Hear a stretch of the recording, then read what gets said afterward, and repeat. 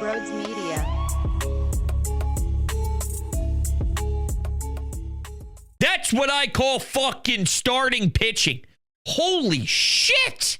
Holy shit. Wheels on Monday night.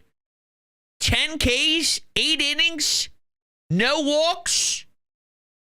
We'll get to McAble in a moment. But Sanchez, he should have had the 8th. He only had 85 pitches through 7. I was working out here at my home gym in the basement.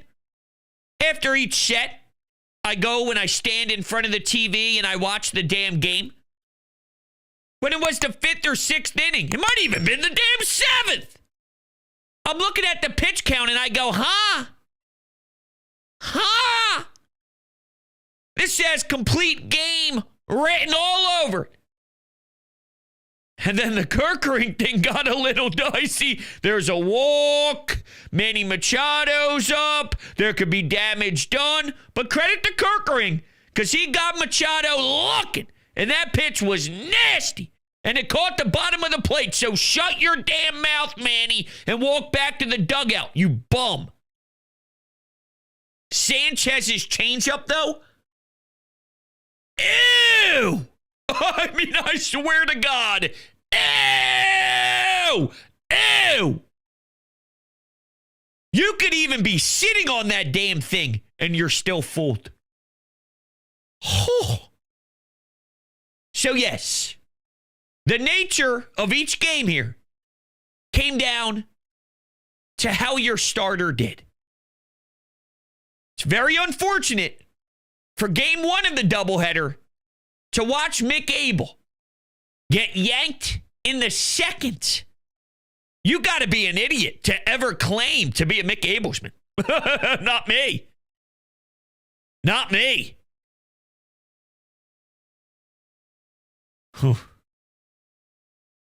Uh-oh. I mean, seriously, this may be troublesome. This may be very bad for Dave Dombrowski at the deadline. This is getting rough. 5 walks. And I'm not going to act as if I paid a lot of attention to how bad he was last year, but we know his stock was declining heavily. And Ruben Amaro said on the broadcast, this was part of his issues when he wasn't performing very well a year ago. His location was crap. He's walking guys in. And then the game got blown wide open. Weirdly enough, the team actually had a shot with Kyle Schwarber up for a walk-off. Brandon Marsh, with one of the most idiotic base running mistakes on planet Earth, got lucky. Gave Kyle a chance anyway, somehow, with them overturning the call, which I think they missed the tag, but I also think there's a chance that he did get him, considering I watched the way that Brandon Marsh acted the second it happened. For them to overturn it, I was stunned. And sure, Kyle struck out anyway and tried to be the hero.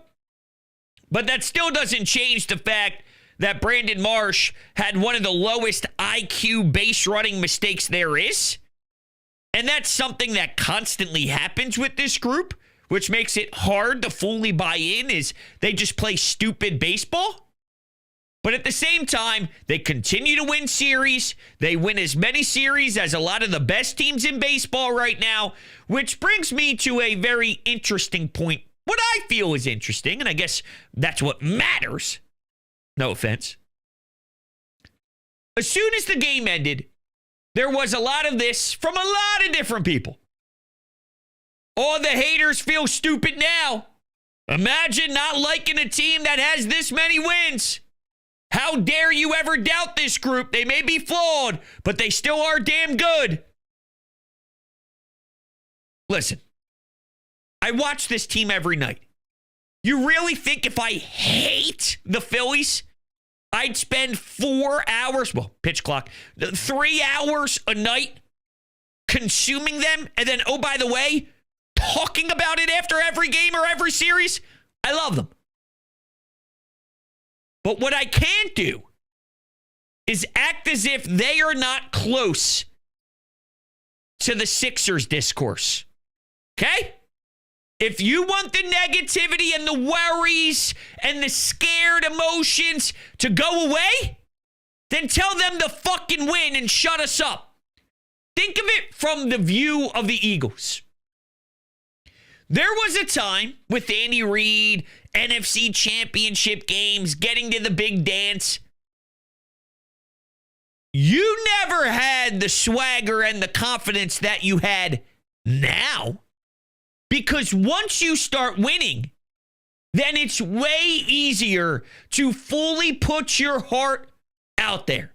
When the Eagles play and it's wintertime and it's late into the season and it's time to go on a playoff push, I won't shut the fuck up with confidence because this team is going to absolutely annihilate your ass because that's all they do every year. They're known winners with the quarterback who's a known winner. And that's what they do year after year is win, win, win, win. So when the Phillies fail and flop and look lost and their offense looks similar to what it did in Houston about a week and a half ago in the playoffs after winning 95 games and then facing the Mets who you should have beaten, then yeah, I hate to break it to you, it's okay to be in the same realm as where we stand with the Sixers when it comes to this group. It's acceptable based off of the recent.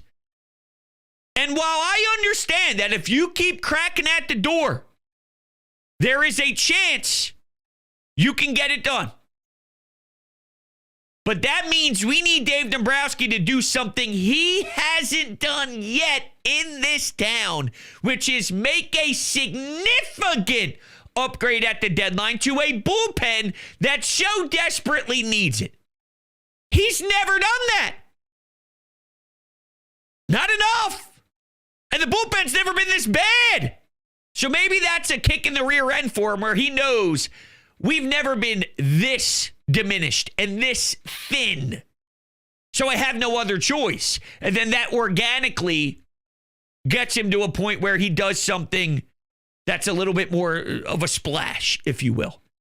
But all I'm saying is the reaction that you're a fool or you're a dope or you're a moron or you're an idiot to have doubts about this team or to worry about this team or to talk about why this team may crack and crumble, I disagree. I think it's probably correct to feel that way until proven otherwise. I didn't feel that way in 22. I don't remember. Okay, because quite frankly, no, forget that. I do remember. 22, I mean, it came out of nowhere, so it was almost, what the hell is going on? I can't even process this. 23, we didn't have the NLCS Arizona Diamondbacks flop yet. But that was sort of the turning point. And we're definitely here now, especially after the Mets. We watched them win 95 and it not mean anything. And I hate to bring that up, but there were just so many obnoxious, hey, you're stupid if you doubt this team people out there where I had to stand my ground. But now let's get back into the excellence and the greatness of what this team did. Wheels. I heard the WIP afternoon show discuss how he probably isn't even getting the recognition that he deserves because he just does it so constantly and so effectively and so efficiently and so nonchalantly that we just write it in as, here's going to be another Wheels game, you know? But you don't really truly understand it. It's going to be one of those things where, and it's not like we don't. We definitely do get it. But it's just one of those things where once he hangs them up and you look back and reflect and he's no longer here, that's when you get hit with the, oh yeah, man, was it a luxury to be able to sit back every 5 games and watch that man go to work. Because it's otherworldly. I mean, it is God. It is God himself on the bump, just staring at JT going, no, yeah, 97, ew, Dirty Dancing with some off speed.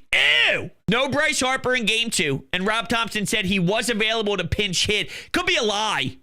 You know, he's making it seem like it was just precautionary because he didn't pinch hit. They could easily be trying to spin this as positive as humanly possible to the media and to the fans. I have some big time concerns on Bryce Harper. If you didn't listen, I posted a 38-minute sort of, I don't want to call it a best of, but my first 38 minutes of my 4-hour show on WIP Tuesday, since there was no game, I hopped on and did a show 6 to 10 p.m. And I'm just super scared about him because, one, they clearly don't know what the problem is, right? And 2, they know it's not going to get any better. He just has to tolerate it. And 3, if this team is going to advance like they did during previous runs, you need Bryce Harper to be able to give them the bedlam at the bank type of swing. You need to see him stare down RC a couple times in a game. You need that level of dominance while other variables are absolutely in play. I'm not trying to spin it where Bryce has to put on a cape and nothing else matters and it's the Bryce Harper show and I demand him to just be the biggest dog in the history of baseball history.